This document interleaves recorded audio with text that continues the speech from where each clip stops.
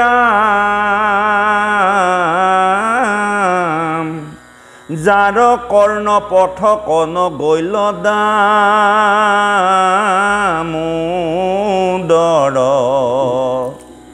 কুকুৰ সদিশ হিতু নিৰ্গত পামৰ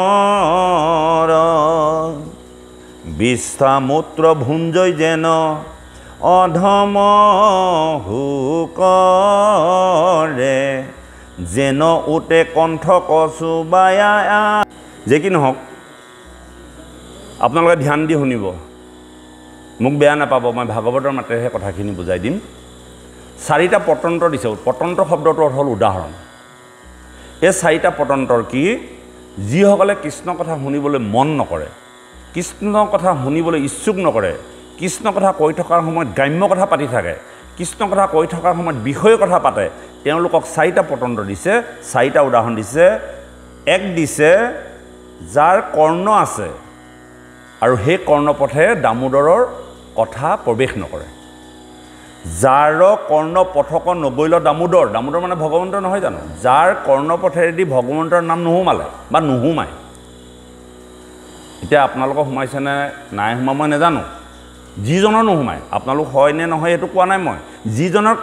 কৰ্ণপথেৰে ঈশ্বৰৰ নাম সোমোৱা নাই তেতিয়াহ'লে কি বুলি কৈছে যাৰ কৰ্ণ পথক নগৈল দামোদৰ কুকুৰ সদিশ হিতু নিৰ্গত পামৰ কুকুৰটোৰ যিটো স্বভাৱ এই একেই বুলি কৈছে সি কেৱল খাব লাগে ভাল বেয়া বুজি নাপায় মাত্ৰ চুৱনি পাতত যেনেকৈ খাব লাগে বুলি ভাবে তেনেকৈ চিন্তা কৰা সেইজন লোক বুলি কৈছে আকৌ এটা কৈছে কি বিশ্বামূত্ৰ ভুঞ্জয় যেন অধম হুকৰে আৰু এটা উদাহৰণ দিছে গাহৰি হুকৰ মানে গাহৰি বৰ বেয়া বেয়াকৈ গালি পাইছে আকৌ এইকেইটা এইটো গাহৰি এটা গাহৰিয়ে যেনেকৈ বিশ্বামূত ভুঞ্জি তাতে আনন্দ পাই থাকে কেতিয়াও সি উন্নত হ'বলৈ চিন্তা নকৰে পৃথিৱীত যে আৰু ভাল খাদ্য আছে এই কথা গম নাপায় যিজনে কৃষ্ণ কথা শ্ৰৱণ কৰিব নোৱাৰে যাৰ কৰ্ণপথেদি কৃষ্ণৰ কথা নুহুমায় যি কৃষ্ণ কথা শ্ৰৱণ কৰিলে উচ্চাত বিচাৰ কৰি থাকে সেইজন এক হ'ল কুকুৰৰ নিচিনা এক হ'ল গাহৰিৰ নিচিনা সি মাত্ৰ খাব লাগে বুলিহে জানে আৰু গুলি মাৰিব লাগে বুলি জানে কুকুৰ আৰু গাহৰিয়ে যেনেকৈ চুৱনি পাততে হওক গাহৰিয়ে যেনেকৈ বিশ্বামূত্ৰ খাই কেৱল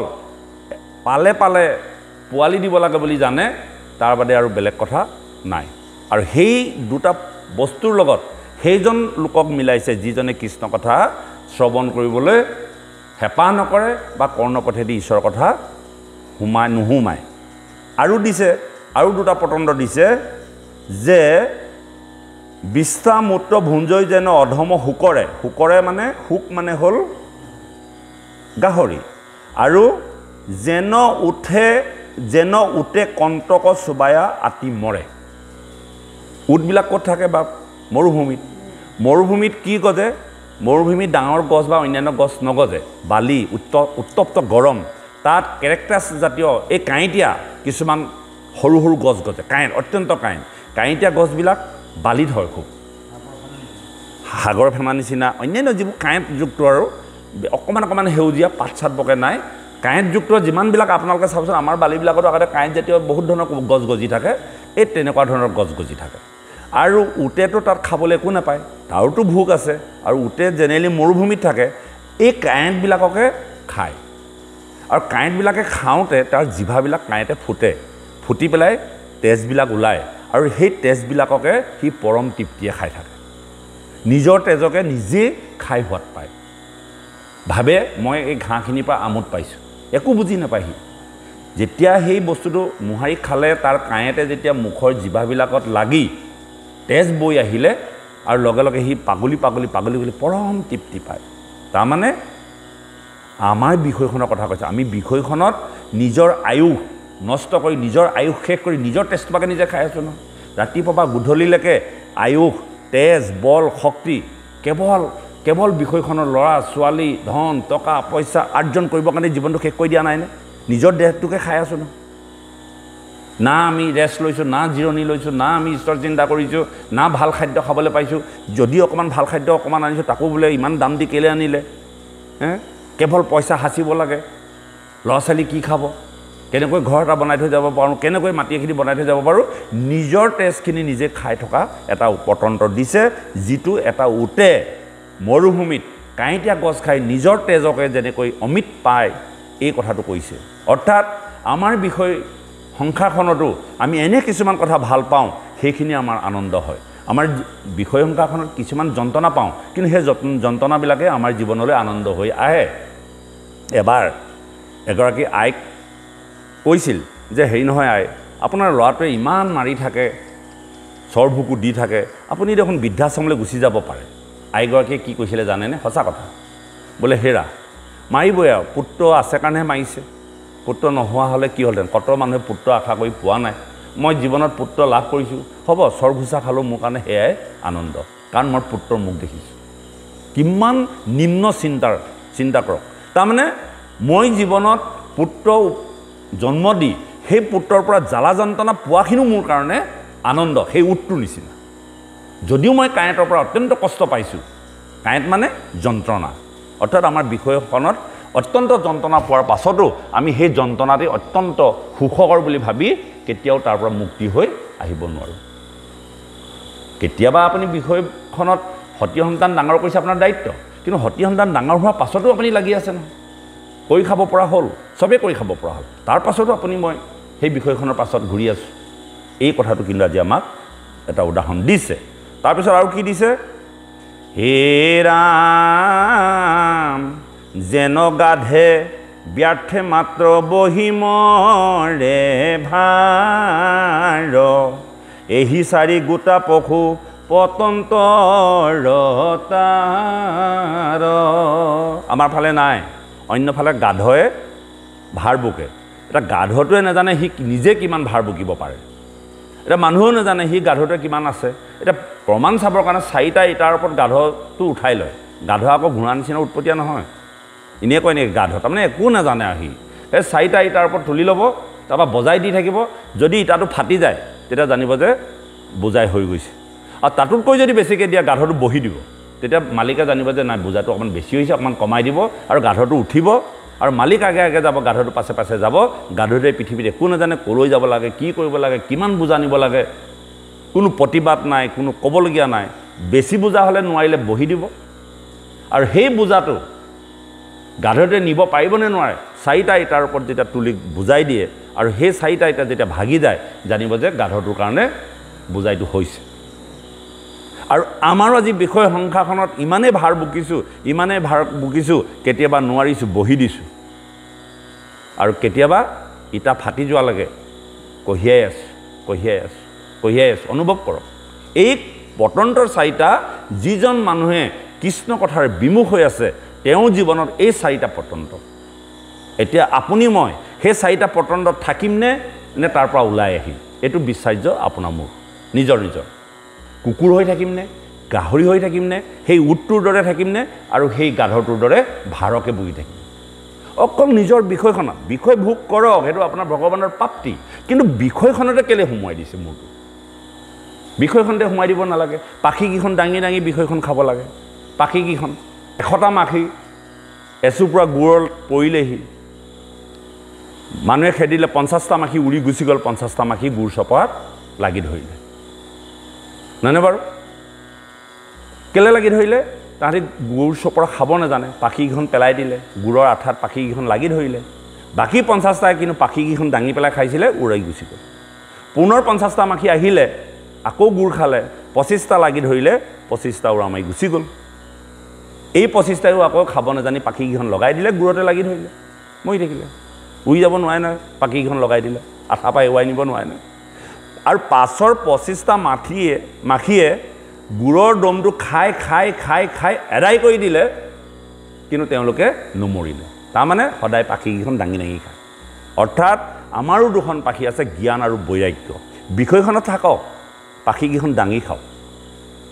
সোমোৱাই নিদিব, লগাই নিদিব। আপোনাক কোৱা নাই ভাগৱতে বিয়া বাৰু নাপাতিবলৈ, বিয়াখন পাতিব লাগে বুলি আপুনি তাতেই পাখিকেইখন লগাই পেলাই খাই নাথাকিব। বিষয়খন ভোগ কৰক, আপোনাৰ ভোগ কৰাৰ অধিকাৰ আছে, কৰক, চব কৰক, কিন্তু লাগি নাথাকিবচোন তাতে। কেলৈ লাগি থাকে? কোনোবাই মাতিলে তালৈ নাযায়। আমাৰ বহুত লোক আছে, মই দেখিছোঁ, আগতে খেতি বাতি নকৰে, কাম বন নকৰে, এবাৰ ভাবে ঘৰৰ মানুহে কৈ আছে খেতি কৰিব লাগে, উপাৰ্জন এটা কৰিব লাগে, কিবা এটা একো নকৰক। যাহাই উপাৰ্জনত লাগিলে আগতে তেওঁলোক অন্যান্য অনুষ্ঠানলৈও যায়, সিফালেও যায়, আনন্দ মনে ঈশ্বৰৰ কথা গাই ফুৰে, ভাল লাগে। কিন্তু ঘৰত যেতিয়া তাগিদা দিলে খেতি কৰিব লাগে, উলিয়ালে খেতি বাতি এটকা, এতিয়া খেতি কৰিছে। তো আগৰ দৰে এতিয়া গৈ থকা আমি দেখি থকা বোলে ব'লা যাওঁ ভাগৱতলৈ, বোলে নহয় বোলে খেতিডোখৰত লাগিব লাগে। কিন্তু লাগিলে খেতিডোখৰত ভালেই কথা, ভাগৱত কৃষ্ণ কথা এৰি, কিন্তু খেতিডোখৰৰ পৰা পাবলগীয়া ফলখিনি নাপালে। যদিও পাইছিলে অসৎ উপায়েৰে বেলেগ ফালে গুচি গ'ল। মই এই কথাটো কৈছোঁ যে আমি যি কৰ্ম নকৰিলেও ঈশ্বৰৰ বিমুখ হৈ কোনো কৰ্ম আপোনাৰ বাবে ধৰি ৰাখিব নোৱাৰিব। আজি পাৰিব, কিন্তু কাইলৈ যোৱা ৰাস্তাটো আছে। এই কথাটো কিন্তু আজি উপলব্ধি কৰে। কেতিয়াও ঈশ্বৰৰ কথা অৱজ্ঞা কৰি জীৱনত যদি ধন টকা পইচাই ধনী হ'ম বুলি ভাবিছে, তেতিয়াহ'লে সেই ধনে কেতিয়াও আপোনাৰ জীৱনত নিদিব। আজি দিছে, কাইলৈ যাব। গতিকে এই ধনৰ লগত ঈশ্বৰকো থাকিব লাগিব, নালাগিবনে বাপ? আমাৰ গাঁৱত বহুত উদাহৰণ আছে। আমাৰ গাঁৱত বহু লোকে বহু ধৰণৰ খেতি বাতি কৰিও কোনো এটা ঈশ্বৰৰ কাম বঞ্চিত নোহোৱাকৈ আগবাঢ়ি গৈছে পৰিয়াল মই দেখিছোঁ। মই নাম নকওঁ, আপোনালোকেও দেখিছে, নহয়নে বাপ? আছেনে নাই? গাঁৱত কিমান সকাম নিকাম হয়, কিমান অনুষ্ঠান হয়, কিমান ভাওনা হয়, নে দৰে ভাওনা এজন মানুহ আমি দেখুৱাই দিব পাৰোঁ, ভাওনাও কৰিছে, খেতিও কৰিছে, ৰাতি দিন নাম, আগতেতো ৰাতি নাম হয়, সকলো কৰাৰ পাছতো ধন টকা পইচা উপাৰ্জন কৰি পৰিয়াল পৰিচালনা কৰিছে। বহুত লোক আছে। কিন্তু কিছুমান লোকে কোনোদিন নামঘৰলৈ নাহে, কোনোদিন ঈশ্বৰৰ কথা নুশুনে, কিন্তু তেওঁলোকৰ আয় বৃদ্ধি হ'ব লাগিছিল, কিন্তু নাই হোৱা যে। কিয় নাই হোৱা? আৰু কিছু লোকে, কাৰণ এজন মানুহ এদিনৰ হাজিৰা 500 টকা, তো দিনটো খাটিলে। গতিকে ঈশ্বৰ সংযুক্ত কৰি যি কৰ্ম কৰিব, অন্য প্ৰকাৰে হ'লেও ঈশ্বৰে তাত আপোনাক অৰিহণা দিব। এই কথাটো কিন্তু আজি মই ভাগৱতৰ মাধ্যমে দিয়ে আপোনালোকক কৈছোঁ, ঈশ্বৰক বিমুখ কৰি কোনো কৰ্ম কৰিবলৈ ইচ্ছা প্ৰকাশ নকৰিব। গতিকে এই 4টা পতন্তৰ কথা মনত ৰাখিব। এই 4টা পতন্তৰ যাতে আই বাপসকলে ঈশ্বৰক বঞ্চিত হৈ বা ঈশ্বৰৰ কথা নুশুনি কৰ্ণ থকা পাছতো যেতিয়া ঈশ্বৰৰ নাম নুসুমাই আমি 4টা জাতিত পৰিম। হে ৰাম,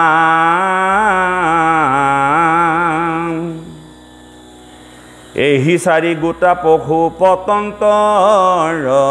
তাৰ, নপাতয় কাণ যিটো কৃষ্ণৰ কথাত। যিজনে কৃষ্ণৰ কথাত কাণ নাপাতে তেওঁলোকে এই 4টাৰ বাদে আৰু বেলেগ হ'ব নোৱাৰে। ভৈলা 2 কৰ্ণ তাৰ 2 ভীতি গাত, অ হৰি গুণ নগাই কৰৈ অন্যহে ব্যাখ্যান। তেওঁ কাণ আছে, কাণ নামৰ সেই কৰ্ণকেইখন কি হ'ল, কৰ্ণ বুলি ক'ব নোৱাৰি। যদি ঈশ্বৰৰ কথা নুশুনে তেতিয়াহ'লে সেই দুটা এটা গাত, কৰ্ণ নামৰ 2টা গাত। কৰ্ণক দিছে আপোনাৰ ঈশ্বৰৰ কথা শুনিবৰ কাৰণে, আৰু আপুনি ঈশ্বৰৰ কথা নুশুনি কেৱল গ্ৰাম্য কথা পাতি থাকে। গতিকে আজি ভাগৱতে কৈছে যে সেইকেইখন কৰ্ণ নহয়, 2টা মস্ত গাতহে। কৈছে ভৈলা 2 কৰ্ণ তাৰ 2 ভীতি গাত, হৰি গুণ নগাই কৰৈ আনহে ব্যাখ্যান। এইটো কোট লৰিছে। নপাতয় কাণ যিটো কৃষ্ণৰ কথাত, ভৈলা 2 কৰ্ণ তাৰ 2 ভীতি গাত, হৰি গুণ নগাই কৰৈ আনহে ব্যাখ্যান, জানা জিভা ভৈল তাৰ বেংগৰ সমান। কৃষ্ণ কথা কোনোবাই যদি উলিয়ায়ো তেওঁ পাকে পকাৰে অন্য কথালৈ লৈ যাব, শুনিবলৈ মন নকৰে। আৰু নামঘৰলৈ বুলি আহিলেও বা অনুষ্ঠানলৈ গ'লেও কেনেকৈ লগ পালোঁ আজি আইসকলক বা বাপসকলক বহুদিন লগ পোৱা নাই, কেনেকৈ সেই গ্ৰাম্য কথাখিনি পাতি পৰিৱেশটো বিনষ্ট কৰিব পাৰোঁ, এই কথাটো চিন্তাত থাকে। আৰু তেনে লোকক কি কৈছে, জিভা আছে যদিও ভেকুলীৰ জিভা বুলি কৈছে। ভেকুলীৰ জিভাখন ওলোটা, কেৱল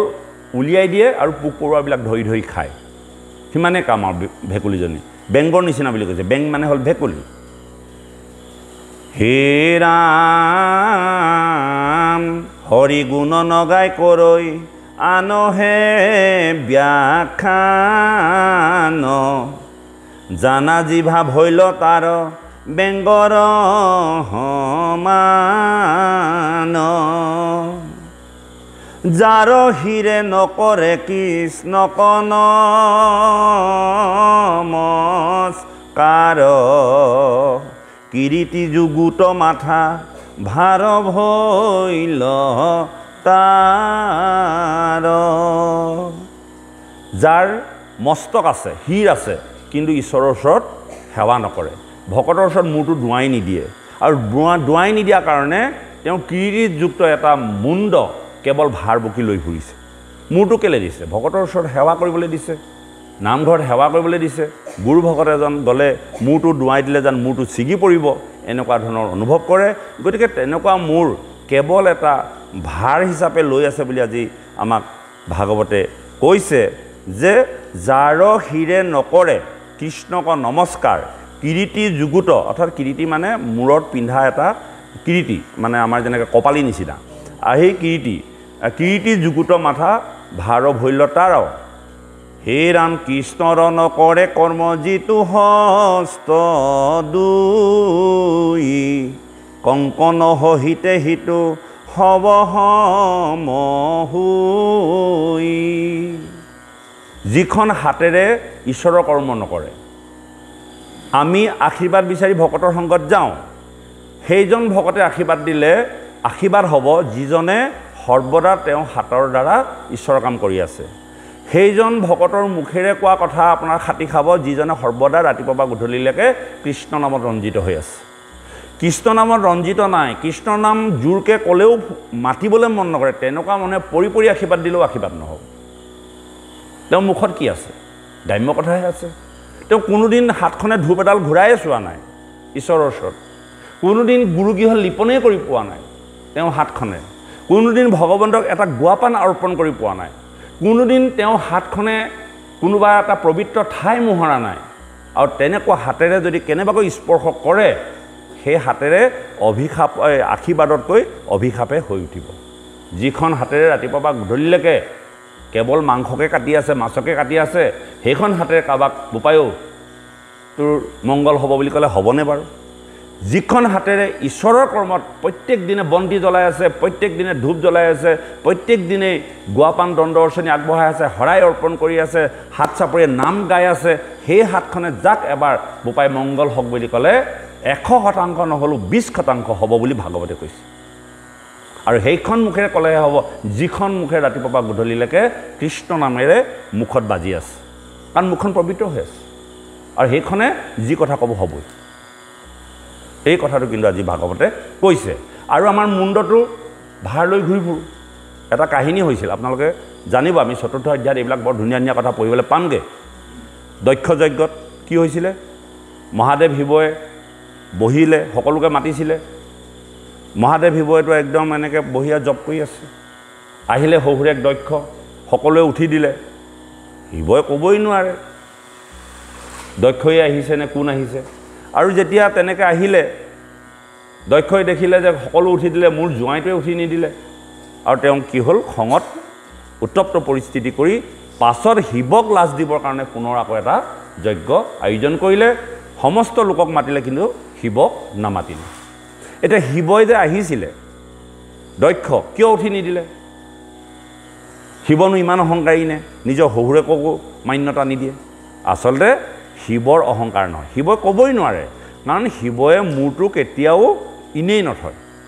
কেৱল য'তেই বহে ততে নাম জপ কৰি থাকে কেৱল ঈশ্বৰ চিন্তাত মগ্ন হৈ থাকে আৰু ঈশ্বৰ চিন্তাত মগ্ন হৈ থাকোঁতে দক্ষই আহিছেনে যক্ষই আহিছেনে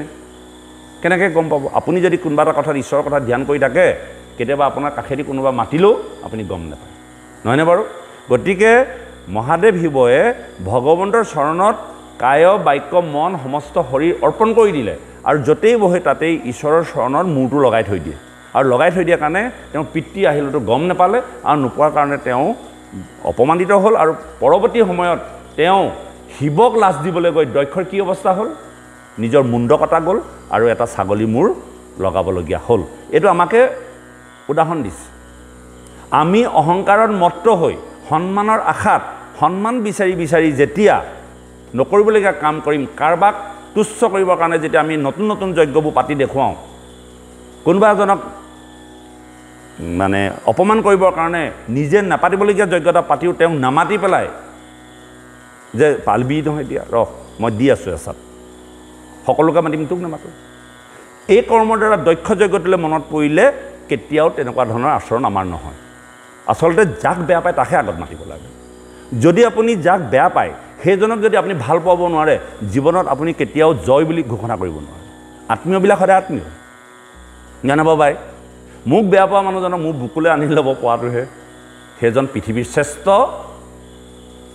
সৈনিক বা শ্ৰেষ্ঠ জয় আৰু আমি কি কৰোঁ যাক বেয়া পাওঁ তাক কেনেকৈ বঞ্চিত কৰি পুতক তুলিব পাৰোঁ নহয়নে বাৰু তেওঁ অহাৰ আগতেই কেনেকৈ আমি অনুষ্ঠান পাতি তেওঁক কেনেকৈ এচুকীয়াকৈ বহাই থ'ব পাৰোঁ কেনেকৈ নমতাকৈ পানিছমেণ্ট দিব পাৰোঁ পাছত কি হয়গৈ আৰু নিজে তেনেকুৱা অপমানৰ সন্মুখীন হ'ব লগা হয় মনত ৰাখিব এইবিলাক শাস্ত্ৰত আছে দক্ষ যজ্ঞত নাই জানো এই কাহিনীটো দক্ষই শিৱক অপমান কৰিবলৈহে যজ্ঞ পাতিলে আৰু সেই যজ্ঞত কি হ'ল নিজৰ সতী নিজৰ জীয়েকজনী আত্মহত্যা কৰিব লগা হ'ল আৰু তেওঁ মুণ্ড কাটি পেলাই তেওঁ এটা ছাগলী অৰ্থাৎ ছাগলী মূৰটোৰ অৰ্থ কি অস্থিৰ মনৰ অস্থিৰতা প্ৰতীক এই কথাটো চতুৰ্থ স্কন্ধ এই কথাটোলৈ মনত পেলাই দিলে কেতিয়াবা যদি আপোনালোকে যজ্ঞ পাতোতে আমুকক নামাতো বুলি যদি ভাবি পেলাই যজ্ঞ কৰিছে যজ্ঞ মানে নাম যজ্ঞ আমিতো নাম যজ্ঞ পাতোঁ মনত ৰাখিব আজি তাৰিখতে সিদ্ধান্ত লওক এনেকুৱা যাতে আৰু দ্বিতীয়বাৰ নহয় গতিকে মহাদেৱ শিৱই সমস্তখিনি অৰ্পণ কৰি দিয়াৰ কাৰণে এই কথাখিনি হ'ল কিন্তু মহাদেৱৰ একো ক্ষতি নহ'ল ক্ষতি কাৰ কাৰ হ'ল এই কথাখিনি উপলব্ধি কৰিলে আমি গোটেই কথাখিনি পাই যাম হে ৰাম যাৰ হিৰে নকৰে কৃষ্ণক নমস্কাৰ কিৰীতি যুগুত মাথা ভাৰ ভৈল তাৰ কৃষ্ণৰ নকৰে কৰ্ম যিটো হস্ত দুই অংকন সহিতে হিতো হব সমহুই সেই হাতখন কি বুলি কৈছে হা সেই নহয় হয় তেনেকুৱা নহয় অৰ্থাৎ খাৰু এখিনি ভাৰ বৈ লৈ ফুৰিবৰ কাৰণেহে হাতখন খাৰু পিন্ধিবলৈহে হাতখন বুলি কৈছে যিজনে হাত থাকি ঈশ্বৰৰ সেৱা নকৰে তেওঁ হাতখন খাৰু এখিনি পিন্ধি ভাৰ বুকি থকাৰ বাদে আৰু বেলেগ কাম নাই কৃষ্ণ এ ৰাম কৃষ্ণৰ মূৰ্তিক যিটো নেদেখে অধম তাৰ চক্ষু সম্যকে মৈৰাৰ চকাহম কৃষ্ণ ৰূপটো যদি ভগৱন্তক তোমাৰ চকুৱে দেখা নাই তেতিয়াহ'লে তোমাৰ চকুকেইটা মৈৰাৰ পাখিত থকা চকুবোৰৰ নিচিনা সেই চকুবিলাকে নেদেখে দেখিবলৈ চকুটোহঁতৰ নিচিনা মৈৰাৰ পাখি যিবোৰ চক্ৰত ধুনীয়া ধুনীয়াকৈ লিখা আছে ন দেখিছে নাই একদম মানুহৰ চকুটোহঁতৰ নিচিনা সেই চকুটোৱে কিন্তু আকৌ নেদেখে সেইটো ইনে আকাশ ছবিহে দেখিবলৈ ধুনীয়া ছবিহে এতিয়া তুমি যদি ঈশ্বৰৰ ৰূপটো দেখা নাই তেতিয়াহ'লে তোমাৰ মোৰো সেই চকু দুটা মৈৰাৰ চক্ৰৰ নিচিনা অৰ্থাৎ কি বুলি কৈছে মৈৰাৰ চকা ঘূৰণীয়া চকাৰ নিচিনা এতিয়া আমি প্ৰত্যেকজনে অনুভৱ কৰিব লাগিব ঈশ্বৰক আমি দেখিছোঁ নে নাই দেখা আৰু ঈশ্বৰক দেখিছোঁ বুলিও আপুনি ক'ব নোৱাৰিব আৰু নাই দেখা বুলিও ক'ব নোৱাৰিব চাইছেনে কেতিয়াবা ঈশ্বৰক আমাৰ শৰণ ব্যৱস্থাত এই ব্যৱস্থাটো নথকাৰ কাৰণে আজি লোকসকল শৰণৰ পৰা বঞ্চিত হৈ আছে শৰণৰ পৰা কেনেকৈ বঞ্চিত হৈ আছে শৰণ লৈছে শৰণ নাই লোৱা বুলি কোৱা নাই কিন্তু প্ৰকৃত শৰণৰ পৰা বঞ্চিত হৈ আছে কিন্তু সকলোৱে শৰণ লৈ আছে কিন্তু শৰণ নাই হোৱা যেতিয়ালৈকে ঈশ্বৰৰ ৰূপটো নাই দেখা আৰু ঈশ্বৰৰ ৰূপটোত যেতিয়ালৈকে দেখি শৰণ লোৱা নাই তেতিয়ালৈকে সেই শৰণৰ মূল্য হোৱা নাই কেৱল সামাজিক ব্যৱস্থা পালনৰ কাৰণেহে শৰণ লৈ থকা হৈছে আৰু শৰণ ল'বলৈ যোৱাৰ আগত মই নিজেও শৰণ লৈছোঁ মোকো কোৱা নাই প্ৰত্যেকজন ভগৱন্তক একবাৰ দৰ্শন কৰিব লাগে গুৰুজনাই গুৰু শব্দ অৰ্থত গুৰু মানে গুহা আৰু মানে পোহৰ যিজন লোক বিষয় সংসাৰত থাকি অন্ধকাৰত পৰি আছে সেইজনক পোহৰ দেখুৱাবৰ কাৰণে কাক দেখুৱাব লাগিব ভগৱন্তক দেখাব লাগিব আৰু ভগৱন্তক দেখাৰ লগে লগে বা ভগৱন্তক দেখুৱাৰ লগে লগে তেওঁ হৃদয়খন কি হ'ব পোহৰ হৈ যাব হ'বনে নহয় কিন্তু আগলাৰ শৰণ বাক্যটো গালে অৰিহণা ল'লে শৰাই জেগাত শৰাই দিলে শৰণ মন্ত্ৰটো গালে এইখিনি তোমালোকে 7 বাৰ 8 বাৰ যিমানবাৰ দণ্ডতে পোৱালে কিন্তু ভগৱানৰ ৰূপটো নকয় যদি ভগৱানৰ ৰূপটো নকয় ক'ত শৰণ ল'লে সেই গুৰুজনৰ ওচৰতহে শৰণটো দিয়াই দিয়ে যিজন গুৰুৰ ওচৰত শৰণ ল'বলৈ যায় তেখেতৰ ওচৰতহে শৰণটো লোৱাই দিয়ে গুৰুজনে ভগৱন্ত একেই কিন্তু ভগৱন্তৰ ৰূপটো প্ৰথমতে দৰ্শন কৰাব লাগিব তে কেনেকুৱানো ভগৱন্তৰ ৰূপটো কেনেকৈ চাবা তুমি ক'ত চাবা কোনডোখৰত চাবা এই ধ্যানটো আনি পেলাই যেতিয়া ভগৱন্তৰ ৰূপটো দেখুৱালে এইজনৰ ওচৰতে তুমি শৰণাপন্ন হ'ব লাগিব সদায় আৰু তেতিয়াই তোমাৰ অন্তৰত মলবিলাক গুচি কি হৈ যাব পোহৰ হৈ যাব নিৰ্মল হ'ব নহয়নে বাৰু আৰু সেই কথাটোকে আমাক খুব ধুনীয়াকৈ ভাগৱত তাৎপৰ্য সেইটোৱেই কৃষ্ণ সূৰ্য ভৈলন্ত উদিত নাম ধৰ্ম কৰিলা বিদিত কৃষ্ণ সূৰ্য ভৈলন্ত উদিত নাম ধৰ্ম কৰিলা বিদিত কৃষ্ণ সূৰ্য ভৈলন্ত উদিত নাম ধৰ্ম কৰিলা বিদিত ৰাম ৰাম হয়ত্ৰ যোগে প্ৰথমত ব্ৰহ্মায়াদি দেৱযত হৰি নাম কৰিলা গোপুত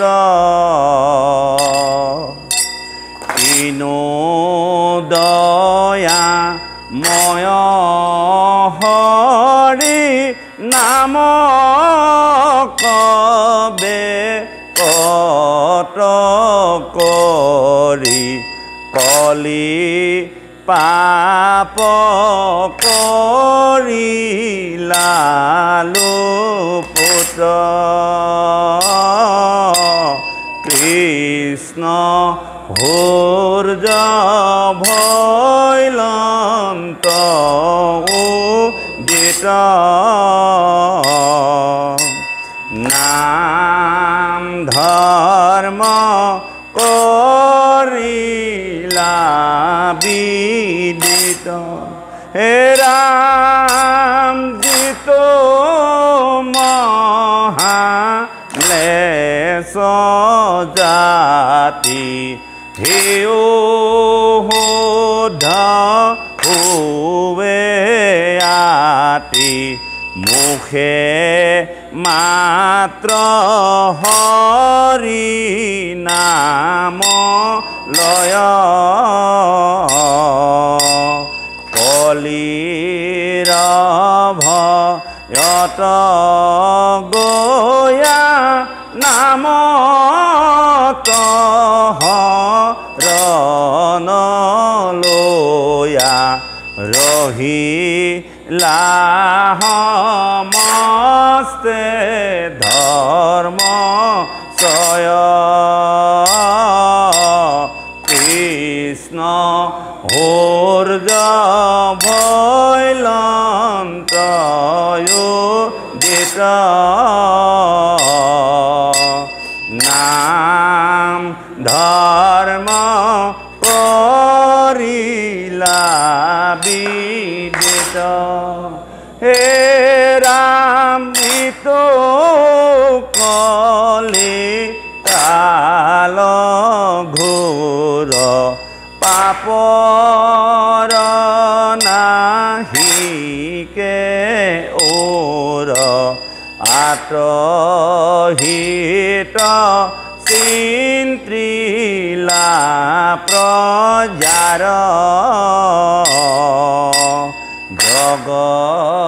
জগতৰে পাপ হৰৈ স্মৰণে মাত্ৰ কতৰৈ ৰেন নাম কৰিলা প্ৰচাৰ কৃষ্ণ সূৰ্য ভৈলন্ত উদিত নাম ধৰ্ম কৰিলা বিদিত হে ৰাম দুখৰ সাগৰ কলি আতহৰি নাম লৈলি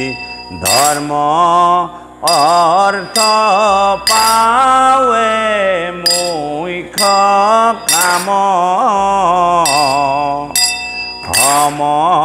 সমস্তকে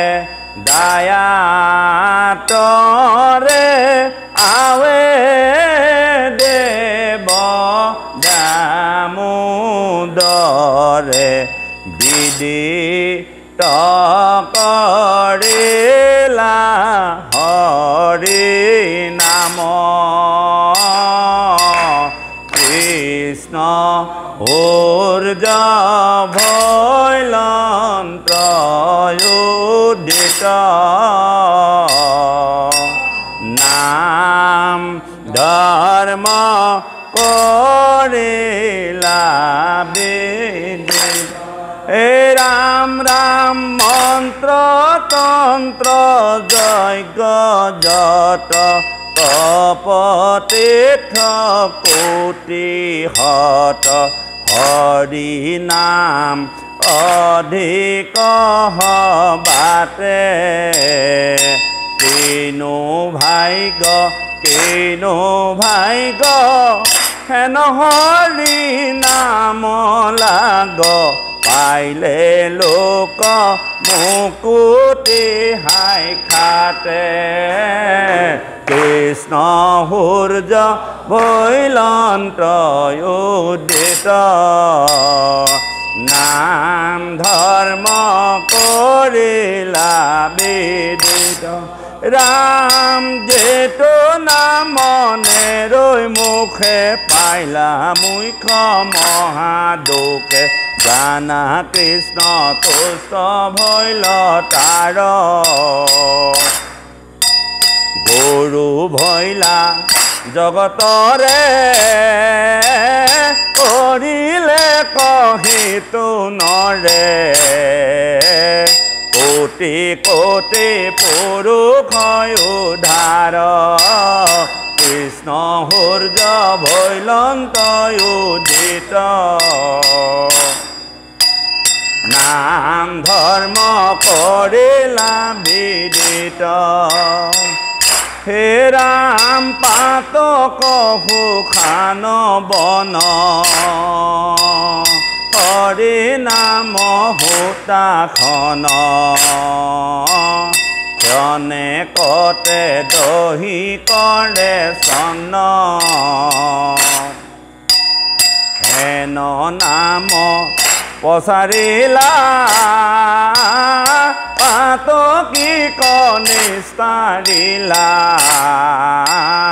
পৰম কি পালো নাৰায়ণ কৃষ্ণ সূৰ্য ভৈলন্ত উদিত নাম ধৰ্ম কৰিলা বিদিত হে ৰাম ৰাম দেৱৰু ঈশ্বৰ হৰি তান্ত মহা যত্ন কৰি লৈও এক হৰণ হাই খাট যাৰ ইচ্ছা মুখ্য পাইবে নালাগে দূৰক যাইবে আশা হৰি হবাৰো হিয়াত কৃষ্ণ সূৰ্য ভৈলন্ত উদিত নাম ধৰ্ম কৰিলা বিদিত হে ৰাম কৃষ্ণৰ কিংকৰে কহে হৰি নামে পাপ দহে ৰাম নাম সবাতো অধিক যিটো জনে নাম স্মৰে অকলে পাতক তৰু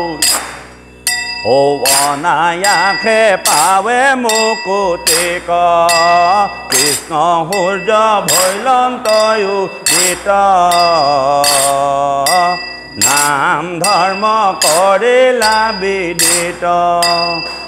হে ৰাম ৰাম জগত নিস্তাৰ হেতু কৰিলা গৰুৰ কেতু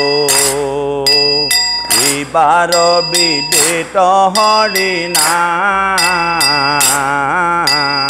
আয়ু যায় আলে জালে কেতিখনে ধৰে কালে নিৰন্তৰে বোলা ৰাম ৰাম নিৰন্তৰে বোলা ৰাম ৰাম কৃষ্ণ সূৰ্য ভৈলন্তয়ু উদিত নাম ধৰ্ম কৰিলা বিদিত এ ৰাম কৃষ্ণৰ কিংকৰে কহে হৰি নামে পাপ দহে ৰাম নাম সবাতো অধিক যিটো জনে নাম স্মৰৈ সকলে পাতক তৰৈ অনায়াসে পাৱে মুকুতিক কৃষ্ণ সূৰ্য ভৈলন্তয়ু উদিত নাম ধৰ্ম কৰিলা বিদিত ৰাম জগত নিস্তাৰ হেতু কৰিলা গৰুৰ কেতু ইবাৰ বিদিত হৰি নাম আয়ু যায় আলে জালে কেতিখনে ধৰে কালে নিৰন্তৰে বোলা ৰাম ৰাম নিৰন্তৰে বোলা ৰাম ৰাম কৃষ্ণ সূৰ্য ভৈলন্তয়ু উদিত নাম ধৰ্ম কৰিলা ৰাম কৃষ্ণ সূৰ্য ভৈলন্তয়ু উদিত নাম ধৰ্ম কৰিলা বিদিত কৃষ্ণ হে ৰাম কৃষ্ণ ৰথা নক যিটো নকৰে গমন বৃক্ষৰ সমান তাৰ দুখান চৰণ কৃষ্ণৰ থান তাৰমানে নামঘৰ আৰু নামঘৰলৈ যিসকল লোক নাহে তেওঁলোকৰ ভৰিকেইখন গছৰ নিচিনা দেই আইসকল ভৰিকেইখন গছলৈ ৰূপান্তৰিত নকৰিব আপোনালোকে আহক